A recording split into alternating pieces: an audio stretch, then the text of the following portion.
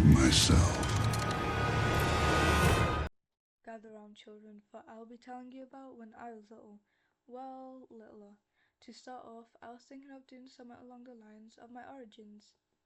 Though I'm not culturally connected with my roots, I do have some hilarious stories, either being in Mexico itself or just in general.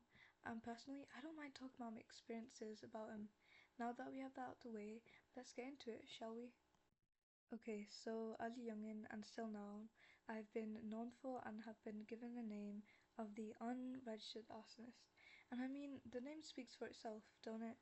And lo and behold, it's not just in Mexico or England. No, no, no. Nowhere, and I mean nowhere, is safe from my wrath.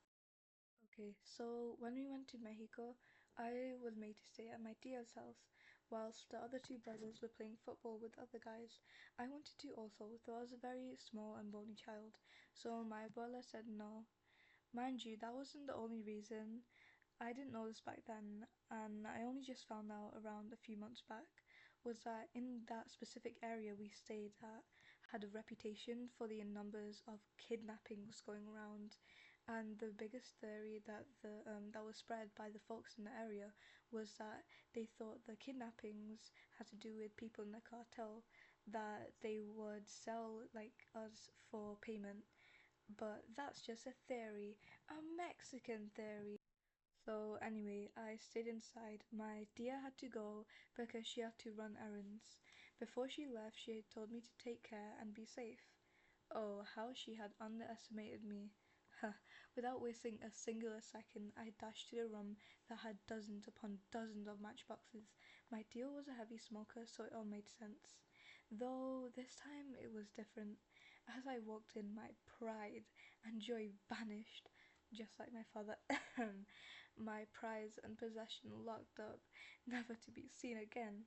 Or was it? Yeah, about that. I some way somehow found out how to lockpick within a span of minutes. We were reunited.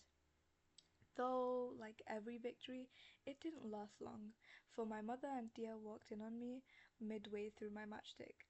Yeah, I got a chancla to the head that day, though it did not stop me from my gremlin antics. So, story number two. Okay, so you know how I was talking about kidnappings earlier?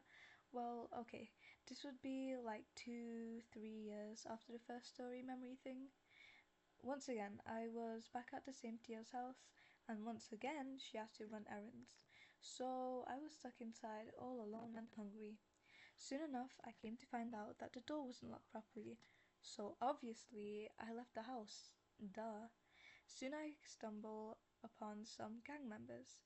A few were in their late teens, and the rest looked like they were in their early 20s to 30s.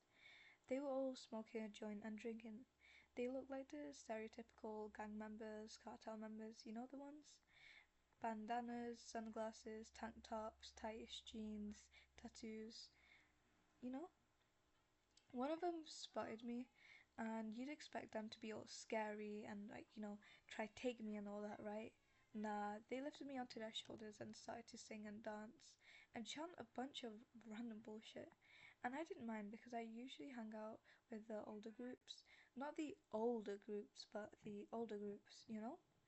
I spent nearly the whole day with them before I had to go back, so no, I didn't get kidnapped. But it was an epic experience. 10 out of 10 would recommend. I'm joking. Remember, kids, stranger danger. Ooh, also, they bought me a paleta payaso. I haven't had one since, and I really want to try one again. Can you tell I'm craving sweets? Okay, so this is when I actually did get kidnapped. It was in England. Since we happen to live in a city, a lot of kidnappings happened back then. Personally, I feel like throughout the years, kidnapping, at least for us, have decreased. Anyway, the dad took me and the brothers to the nearby park. I went to the big boy swings because I'm a mainly man. The brothers were on a roundabout, and the dad was on the bench on his phone. Anyway, there were these sketchy dudes that didn't look sketchy yet made your stomach churn. I tried ignoring it by closing my eyes. Once I reopened them, both the brothers and the dad were gone, though there were still a handful of people at the park. Getting up, my vision went bluish. The atmosphere felt strange, one I haven't felt before. I start to stumble to the gate, but before I know it, I pass out. When I wake up, I'm in a car with these strange men. I pretend to be asleep, and after what felt like hours, they stopped the car. I made sure they were gone before looking around to see if I can somewhat indicate where I was. And I was literally so lucky because I did. I tried checking if I can open the car. Obviously, that was locked. Though they were these older cars where you had to roll down the windows instead of it being automatic. So I jump out the car and dip. I make my way to the park, and from the park I make it to the house. When the mum opens the door, she yells at me. Me! She yells at me for being irresponsible. Mind you, none of them knew I was gone, yet I got in trouble for it. Ugh, the audacity. Number 4. I love how most of this is just me talking about kidnappings. But you know what I love more than that? Making paper stars. Apparently it has to do with simming, which I'd say is about right. I'm still a kid in high school, and when I get stressed or just want to pass the time, I make stars. No one really cares, not the students, nor the teachers. They actually love it, and since I have a collection, I give out my stars to whoever wants it. And either on Tuesday or Wednesday, I made this fat star, which then I was like, why not make mood stars? So every time I make a mood star or a lot of stars in general, I was thinking, why not post about them once in a while? What do y'all think? Leave your answers in the comments below. Last but definitely not least, damn, it's just me, I'll be going through these quite fast.